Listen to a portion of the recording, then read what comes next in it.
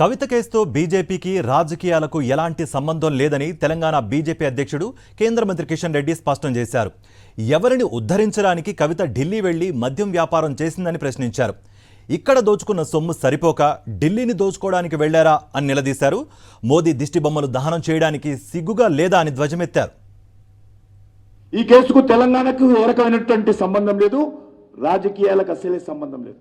ఏమైనా తెలంగాణ ప్రజలకు మేలు చేయడం కోసం ఢిల్లీలో బీరు బ్రాండ్ వ్యాపారం చేయడం కోసం వెళ్ళారా? కేసీఆర్ కుటుంబ సభ్యులు చెప్పారు. తెలంగాణకు మేలు చేయడానికో తెలంగాణ ప్రజలకు మేలు చేయడం కోసం వెళ్ళారా?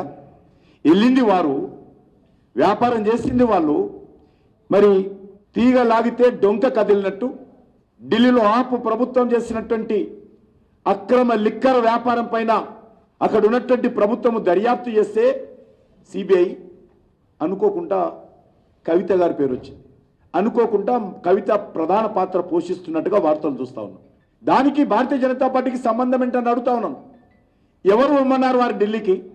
ఎవరు బీరు బ్రాండ్ వ్యాపారం ఎవరు చేయమన్నారు కవిత గారిని? ఎవరిని ఉద్ధరించడం కోసం పోయారు? తెలంగాణ ఉద్ధరించడం కోసం పోయారా? తెలంగాణ దోచుకున్నది మీ కుటుంబం సరిపోదని ఢిల్లీకి వెళ్ళారా? ఢిల్లీలో కూడా దోచుకుందామని చూస్తున్నారా?